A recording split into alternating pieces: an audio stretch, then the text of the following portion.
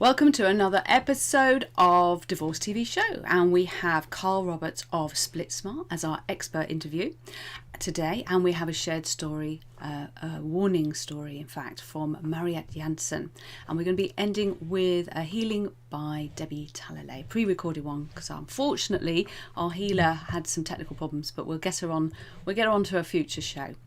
To start with, let's get on with the news.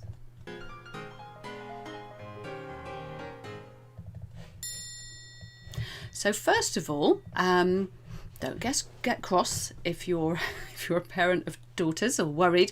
According to The Economist, it says that daughters provoke parental strife, but only when they are teenagers. So that's the good news.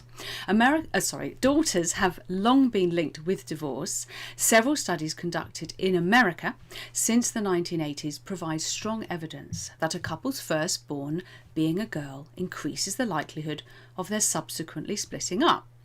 At the time, the researchers involved speculated that this was an expression of son preference, a phenomenon which, in its most extreme form, manifests itself as the selective abortion or infanticide of female offspring. Luckily, work published in the Economic Journal, however, debunks that particular idea.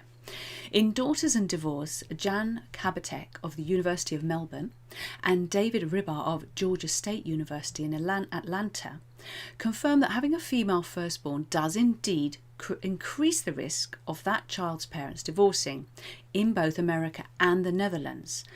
But, unlike previous work, their study also looked at the effect of the girl's age.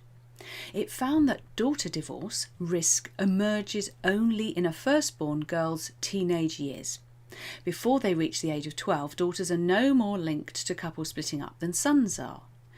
If fathers were really more likely to take off because they preferred sons, surely they wouldn't wait 13 years to do so, reasons Dr. Kabatek. Sounds sensible. Instead, he argues the fact that the risk is so age-specific requires a different explanation, namely that parents quarrel more over the upbringing of teenage daughters than of teenage sons. The Oxford Academic Economic Journal, who published the data on 30th of December using Dutch registry and US survey data, shows that couples with daughters face higher risks of divorce, but only when daughters are 13 to 18. So these age-specific results run counter to explanations involving overarching time-invariant preferences for sons and sex selection into live birth, whatever that means. In subsample analysis, we find larger child gender differences, it says, in divorce risks for parents whose attitudes towards gender roles are likely to differ from those of their daughters and partners. We also find survey evidence of relationship strains in families with teenage daughters. So with transgender thrown into the mix, maybe it's time we as parents got more on board with the complexities of the symphony of gender, with its many musical variations. So if parents were truly happy in themselves and did a bit more self-development work, maybe we would be more accepting of our children's life choices instead of judging them and, God forbid, thinking we have any real control over them. Something a little bit lighter, but not for them obviously. Kim and Kanye, I think that's how we say it. Kim Kardashian and Kanye West are reportedly no longer in contact, with the rapper apparently removing 500 pairs of trainers from the couple's LA home as rumours of their imminent divorce escalate. It comes after Kardashian showed her 203 million followers round the new showroom for her underwear brand Skims, which looks identical to the wardrobe where West once kept his Yeezy range. Celebrity gossip Instagram account Deux Moi highlighted the space and said it looked very similar to where West was once interviewed by David Letterman about his fashion range, suggesting it was more evidence the rapper no longer lived in the house. West is believed to be currently based in his Wyoming ranch in Cody. Rumours have swirled for the past month the pair were about to divorce. So my question is, and please put it in the comments, did your soon-to-be ex remove vast quantities of shoes or other belongings that gave you back a whole wardrobe space? It's in this photo from her Instagram, she's doing their peace sign. So let's, and that's hard when there's no communication, which is what this article claims. So I'm hoping they're going to be smart. Maybe they should be looking at using something like collaborative law. I think that could work well for them. And our last story of today is from the Scottish Sun. A Scottish aristocrat has accused his wife of bigamy and lying about her age in a bitter £10,000 a month divorce battle. Charles Villiers, a relative of Camilla, Duchess of Rothesay, claimed that Emma Villiers was already married when they wed, and later alleged she falsified her age on a wedding certificate. This guy just does seem to really have it in for her, because this is not the first time we've been talking about them on the show. The pair, who lived together for much of their marriage in a mansion boasting a private loch near Dumbarton, are embroiled in a cross-border legal row after Mr Villiers, 57, filed for divorce in Scotland while his wife filed down south. The Toff took his bigamy accusation directly to Police Scotland's Chief Constable Ian Livingston last year, after claiming to have compelling evidence Mrs Villiers, 61, had not divorced an unknown man. A spokesperson for the force confirmed a probe had been conducted, but no crime was established. The Times reports that Mr Villiers has now accepted his wife is not a bigamist, but he claims that she's faked her age. He said, "I wish the police to take action so that other people are not similarly deceived." Mrs Villiers blasted her soon-to-be ex for his wild claims. She said, "Instead of apologising to me for making the defamatory allegation, he has now chosen to make further false and upsetting statements about me." A source told the Times in the middle of a pandemic, officers were diverted to trawling through old divorce papers in response to claims that were entirely false.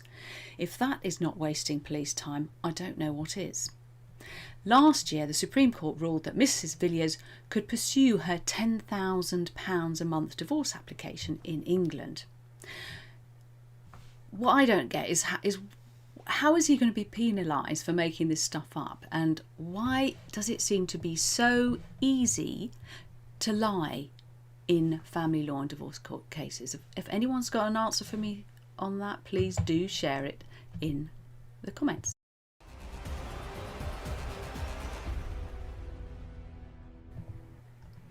Hello, Carl, and Carl is our guest today, Carl Roberts, and of SplitSmart, and you're going to find out all about that in a minute. But let's start with actually just right at the beginning.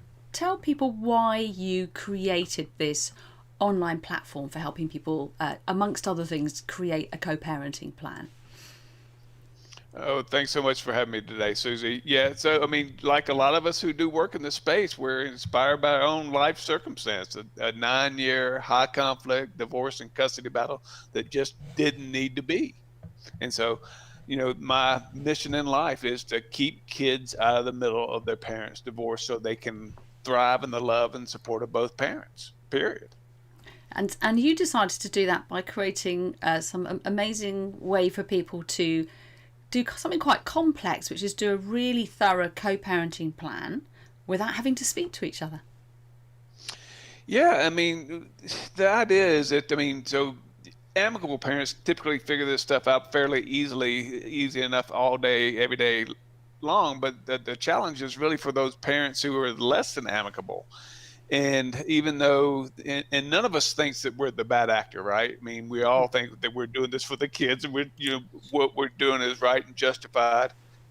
And but yeah, we just kind of take we know what a parenting plan kind of entails and involves, and we got a fairly exhaustive template for people to kind of go through there. But what's very unique about our approach is that we let the parents kind of negotiate every line item. And so for each individual line item, they can make their proposal or accept or reject the proposal from the other. And it's working just really incredibly well, especially for those that less than amicable, because people get tripped up by their own emotions. They don't get tripped up because it's the right thing to do. Absolutely, absolutely. And I've been recommending the platform for that very reason, because when the emotions are high, you don't think straight, do you?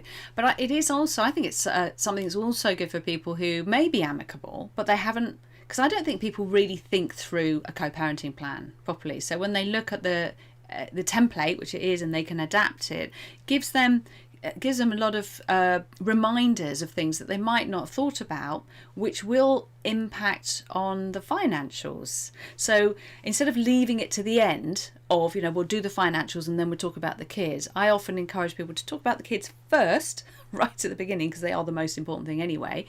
And then out of that, it will inform in a helpful way, usually, the financial side. Yeah, so I'm a great believer that that separating the two issues, money and time, or custody and child support, by separating those two issues, you can solve both of them more easily. And yeah, I think that certainly in the U.S. system, and I assume kind of with the U.K. system, but they tie those things together, and that's what complicates things, and that's what makes the system so adversarial. By taking the kids out of the middle, by not counting overnights, by not counting time, we solve 1,000 different problems. And that's a key thing you've just said there, because it's the same thing in the UK here. There is a tendency for some people to think, all right, if they're going to spend this many nights with me, then I don't have to pay child support, is often the assumption, without really thinking through the nitty gritty of, it's not them just spending the night. It's like, who's going to buy their lunch, clothes, pack. There's so many parental responsibilities that come with the children living with you part of the time. I mean, we understand the logic, but the practice is, it could not be more asinine. It puts the kid in the middle of the conflict, and so the more the kid's with me, then the more I get from child support, or the less I pay. And you should be making the decisions about your parenting plan and your schedules on what's best for the whole, and not about money, which by and large most of the conflict is about money. Yeah, and I think you're right, and I think it's very easy for parents, especially with younger children, to think, well, I want them with me, but they're not always thinking about the children. They haven't talked to a child development expert to understand that, especially small kids, moving them between backwards and forwards is not always a good thing. But I think what's most powerful about what you've created is it's putting in the building blocks of how to have a conversation with someone that maybe you can't actually physically talk to without things getting a bit hairy. So a parenting plan isn't just something you just do and it ends, is it? No, I mean, so again, just about, even for that amicable couple, just being able to put some, down and while we're in good moods and while we're getting along, let's put our rules down, so when later on, if we're not in such good moods, then we've got something to kind of fall back on to. And again, part of that line item negotiation approach to things is that I had this philosophy that a written position softens a verbal stance. None of us thinks that we're the bad actor, but most often when people are less than amicable and they start the custody and child support conversation, their positions are, driven by their emotions, driven by, or trying to get that emotional justice. I'm going to punish you for, put the kids in the middle. But yeah, so that by writing down those positions and kind of negotiating one by one, we soften our stances to be more child-centric. And, and at the end of the day, we just want to be able to love on our kids and have our children love in the support of both parents. And in reality for ourselves, we just want peace. We want to be able to get along, and people just don't understand how incredibly easy choosing peace it makes it versus going down more of the self-centered approach. Yeah, and having these kind of tools, I think this is what really makes a difference. And one of the things you alluded to there is this line by line. I remember when you were telling me how you can just print off the things that you've agreed and then print off the things you haven't agreed with the notes of why. So that's something that you can then take into maybe a mediation or even working with a child therapist if it's things that affect, that you're concerned about the effects on the children. But I often say to people when they come to do a parenting plan, don't expect to agree on everything. It's just not going to happen. So, but at least if you're clear what you do agree on, that's something to hang on to, and then the rest of it, then at least you know what you're dealing with, and you can come at it, as you say, from a less emotional and a more logical standpoint. So if that had been there when you were going through a very traumatic time, what aspects of what you've now created would have been the most useful to you if it had been there then? I mean, my ex and I have spent probably well over 300,000 US dollars, and just none of it needed. And contested custody is never about the child; it's about money control or hatred.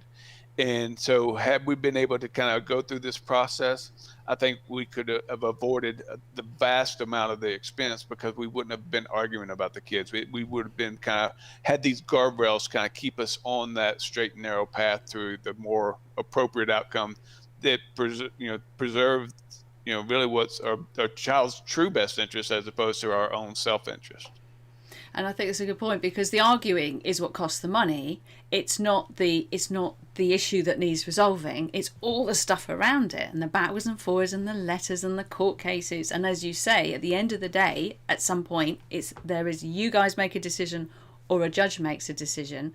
But if you can lay out the argument nice and clear right at the beginning, that straight away is going to save a lot of time and stress. And on an emotional level, what do you think would have been the real benefits for you if you'd had your own creation, SplitSmart, there ready for you and available at that time? I mean, it was. I mean, I was devastated. The whole idea that my children were trying to be taken away from me because of all the stories we know about the family court. But yeah, I mean, I was depression, the whole 9 yards. It was tough, and I think that my children, who are now 19 and 17, both boys, but will have their lifelong scars from it. And certainly there are many people, parents and children, that come out much worse for it because of that approach. So on that note, I think it's really important that people do access these kind of resources really early. Don't leave it to later. The good news is that thank you very much that you've given anyone who accesses it through the Best Way to Divorce app. It's a free app, free welcome pack, and in that welcome pack is SplitSmart with a lovely code. Well, they click the button and they automatically get the discount, but even at full price it's peanuts. So you've made it really accessible and really really affordable, which is so important. So it's there for everybody. But just before you go, I just wanted to ask, because often people will say, well, how do I get the other person to participate? I mean, you've made that easier right from the beginning, haven't you?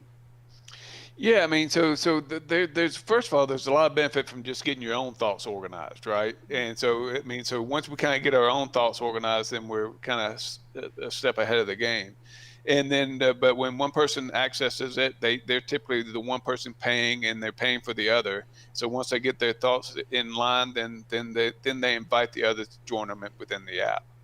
And the other person doesn't have to pay at all, do they? It's already done for them. Right. Yeah. And then again, so I mean, if they'll just take half a moment to try it out, that other person, they'll realize, hey, this is it will save them tens of thousands of dollars. Yeah. And if you've got someone who's very silly and doesn't take advantage of it, it's going to be pretty obvious in court who is the sensible person here, and that alone I think is a huge benefit. And the other thing that I really like about it is these kind of tools. I think judges are starting to become more and more aware of them, and I hope that there will be a day when it just becomes the norm that if someone doesn't participate and is just being silly, that when they go to court, that the judges are going, you have to use this, because that does. I know that happens with some softwares, and I hope very much it happens with yours, because I think it's an amazing tool. Yeah, because it's just to highlight that people are after their own self-interest versus the child's best interest, and that's what I think we do exceptionally well. Brilliant. Thank you so much, Cole, and hope to have you back on the show in the future. Take Pleasure, care. Susie. Thank you so much. So, SplitSmart, go to the app. When you see my little QR code come up, or just go Best Way to Divorce, it's the only app in the App Store that is called Best Way to Divorce, and grab it. It's such a good tool. Now, we're going to have a little bit of learning. Going to talk about strategies. We're still on Set the Compass in the Divorce Discovery Voyage, Divorce Masterclass, and we're moving around that compass to the strategy section. And I just want to say a few things about strategies.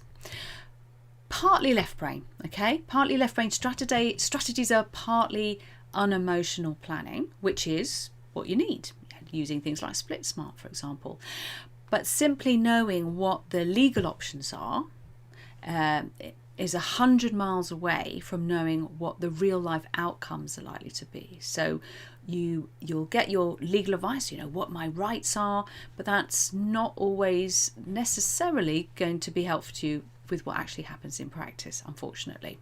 So personally, I think a strategy should be based on reality, not fantasy or wishful thinking. So it's also partly right brain thinking. So a good strategy also springs from compassion and standing in the other person's shoes. You need to stop thinking about what they should do, more about what they're likely to do. We'll get onto that a little bit later with our shared story. So key questions you need to be asking for your strategy are, what if they're trying to push for court and won't contemplate dispute resolution? What's your strategy for that? Because that does happen. What if they keep lying and won't produce the right information? So you will have some legal aspects to that, but again, in practice, that might not be as helpful as you think. It depends how you make use of that, those legal rights. What if they are defying court orders regarding maintenance pending suit or child contact orders? Certainly in the UK, you can have a court order. You can go through many thousands of pounds and a lot of time to get that in place, and sometimes that is a very important thing to do, but don't think it's necessarily going to immediately change that person's behaviour, because some people just don't pay any attention. So you're into a whole other battle. So again, your strategies need to think through, if you've got that sort of a soon-to-be ex, about how you're going to deal with that. So if your response to the above is simply to hand it all over to the lawyers and be a victim and just say, well, they're a narcissist, for example, and there's nothing I can do, that might not serve you too well. So it's better to get the legal advice and understand the reality of the family court system, whether it's in the States or the UK. They all have their problems. In other words, how much time and money do you need to spend getting a soon-to-be ex to actually comply with a court order, for example, but also to seek out other avenues, to anything from dispute resolution to leveraging online resources like co-parenting planners like SplitSmart and online shared diaries specifically designed for parents in conflict. So yes, sometimes you need to use the courts to set boundaries, but as they often don't work that well, you'll need to have additional strategies. So this is the kind of work that I do with clients all the time, and you can do this. You can use the resources and the psychological strategies that I talk about in the course, that I share in the app, to develop strategies of your own. Don't just think it's going to troll along and do what the lawyers say and that's it. You've really got to take control of the situation. So moving now on to our shared story.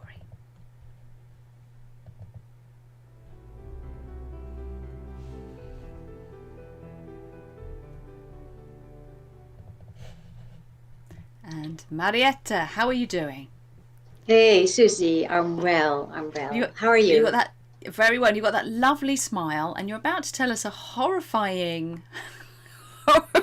tale of what something sort of like almost like a fable or something we really need to watch out for. But sometimes it is really good to be told the truth, because a lot of people do delude themselves, don't they? So, what's the story you're going to share with us today? The story is about the person you can't trust, the person you possibly gave your heart to, your all and everything.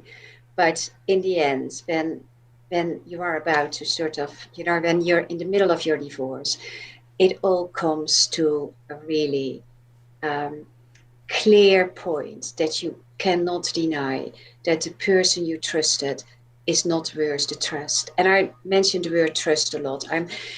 I'm a specialist in narcissism, and narcissist cannot be trusted. And when you are divorcing a narcissist, or when during the divorce time your ex, soon to be ex, becomes a bit narcissistic, you really have to do anything and everything to protect yourself. And this lady, who thought she was in a really good place, she thought she had everything under control. She saw lawyers, some counselors, she spoke to people about the children. She was very good in all that. And she documented that in her diary, paper diary, because it's nice to put it in your handbag, to have it with you, to read it. So she was very very happy with that. She lived in the house that they lived together, but she hadn't changed the locks. So one night when she came home, and she was going out, so she didn't take her big diary with her, she discovered that someone, guess who, had been visiting the house and had ripped all the papers out of her diary with all her personal information, with all her strategies for what to do, what to focus on, and all her fears about her children. It's made her vulnerable and would give him extra ammunition to sort of make her feel in a really bad place. It's devastating. It's devastating when your privacy boundaries are being treaded like that. It's so unsafe, and it was just horrible. So although it's a Yeah. grim story, it's because it is devastating when something like that happens.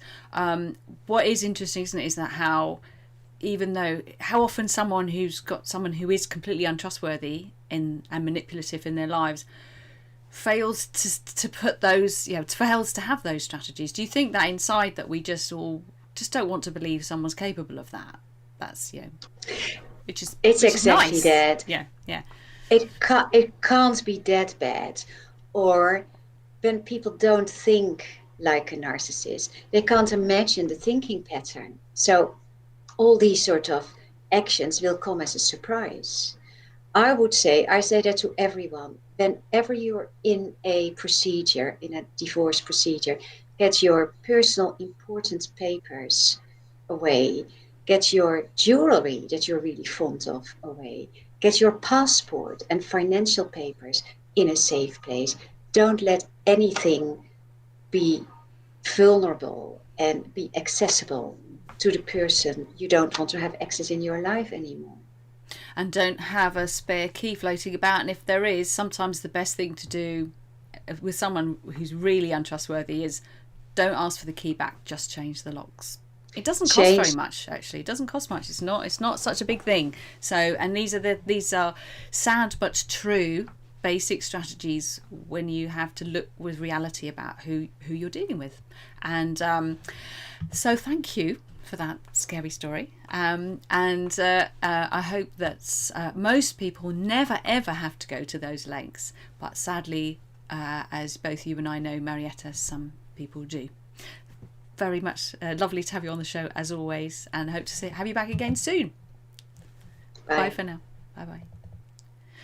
So, just very briefly, we're going to do a quick pick a mix on one of the tiles in here. This is in the app, where we've got, I just want to point out the welcome pack. So the welcome pack there on the far top left is where you can get access to SplitSmart with the special code, so you get an extra reduction on it, and it's also got other really valuable and useful co-parenting resources, links to free divorce forms, all kinds of things that are useful. So get the app if you're at any stage of divorce and dive on into the welcome pack. And now we're going to go to our healing. So we were going to have a lovely meditation from a new person, but unfortunately technology got in the way. So we're going to get her on a later show. So what I've managed to rustle up for us now is Debbie Talalay doing her lovely healing that some of you may have seen, but it's always good to do it again. So let's see the show out with Debbie.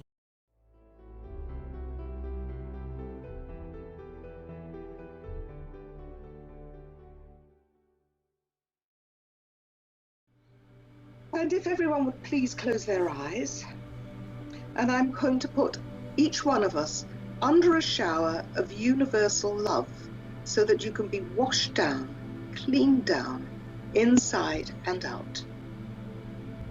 And feel that shower on you. And now we're going to imagine a white light sword that is going to come through the top of your head, your top chakra. And this white light is going to regenerate all your chakras as it goes down through you. So let's start with the very top chakra. And this is your spiritual chakra, purple, Om. And let this light regenerate it. Make sure that the color is true, that it's spinning correctly around this white light. And then when you feel that it's been regenerated enough, let the light just move down to the next chakra, which is your third eye, and which is a dark blue. And let that regenerate. Needs to be spinning nicely, not all over the place. Good color, a true color. And let the white light make it into a true color. And then the light goes further down into your throat, and this chakra is for peace, and it is a light blue. And see that spinning. And feel the peace that it generates. Going further down, the light is going to enter your heart, and this chakra is green.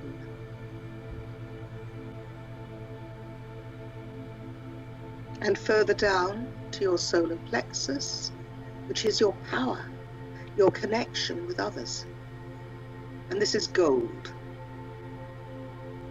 And let it go further into your abdomen. And the next chakra is orange, and that is for relationships. Let it spin. And now further down to your base chakra, which is red. And make sure that red is a nice true red. No dingy spots, no dark places in it. And see that it spins correctly. And now the light is going to go through you and out and start pooling around your feet. And it's going to become a large puddle. And as it comes through you even more, it's going to develop into a lake. And even more, it's going to go as far as the eye can see. And whatever is in that pathway is going to be converted to the light. So all the dark little bits and pieces can be converted to the light. And now we're going to take our bazookas out, our mental bazookas out, and aim them at the dark cloud hovering above your head.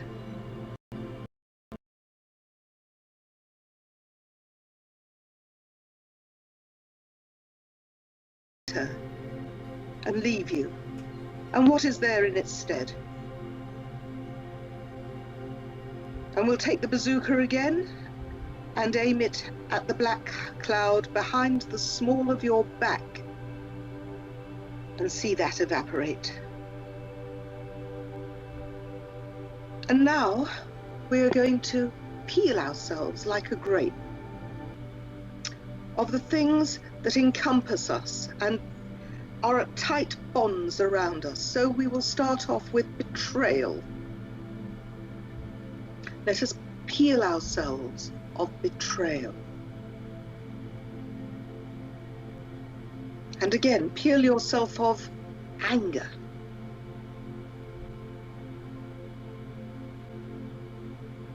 And peel yourself of despair. And how about fear? Fear of the future. Fear what's going to happen now. And how about hatred? Heal yourself off.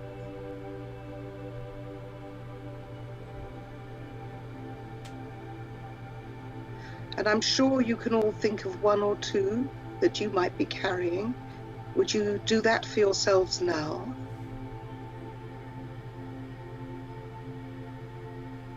Okay. Right, we are now going to reconnect ourselves with the Creator.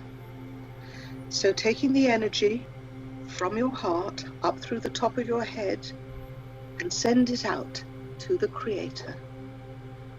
And the Creator is going to send back to you the Creator's energy through the top of your head, down through all the chakras to the base, and then back up to the heart. Breathe it in. And we're going to do the same to our souls, taking the energy from the heart up through the top of the head and off to the soul. And then from the soul, back to you. Down through from the top of your head to the base chakra and back up to the heart. Breathe it in. And now repeat 3 times. I reclaim my power. I reclaim my power. I reclaim my power. And we're going to put as the last thing the shamanic circles of protections around us. So 7 circles. 1, 2, 3, 4, 5, 6, 7. Breathe them all in, and when you're ready, open your eyes. Thank you. Thank you, Debbie. And I just noticed a comment, actually. I'm going to add it to the broadcast from Joe, asking about advice for divorced and separated man out of the family house, but the ex does not want to declare assets, so they're still trying to get the financial done. Obviously, this doesn't help you, but it certainly helps other people. In general, probably best not to complete the whole divorce process, certainly in the UK where you can get legally divorced but you still haven't sorted the finances. It's even on a psychological level, it just gives you a bit more leverage not to do that, and certainly don't seem to rarely there can be benefits to it, but not very often. And it is a really distressing situation when you've got an ex who is indulging in parental alienation. It's starting to be understood more by the judiciary. So the first thing is to make sure you're getting proper support. If you're in the UK, Families Need Fathers is a fabulous organisation, and there's an awful lot of dads there who would completely understand where you're coming from. So getting that kind of emotional, psychological support and practical support, because often you have to fight this by going to court and self-representing to save yourself a lot of money if you can't persuade them to use dispute resolution. But keep that door open, because if an ex is not allowed to get away with that behaviour, if you can not give up and just keep trying, which is a big ask, because it can be very difficult to do that.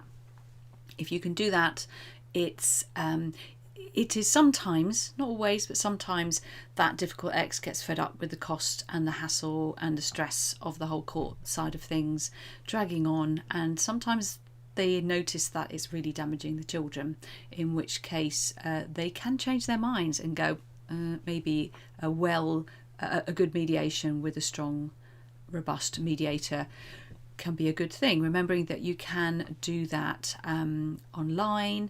You don't have to see them. You can do shuttle. So if they're refusing to see you and doing that whole thing, fine, they can do it that way. So it's just to keep trying, keep giving different options. The law is there, but it can take a long time and not be very effectual sometimes, and often dads do lose out. So keep trying, use online platforms, keep showing that you are the reasonable one and doing all the right things. So I know that's probably not exactly what you wanted to hear, Joe, but good luck with it. And do share anything that you want to share. You can do it there's a free social group in the app, as well as the Facebook group. So, right. So for now, we are going to, in the war of divorce and the battlefield of family separation, wherever possible, we're going to use peace as our weapon of choice.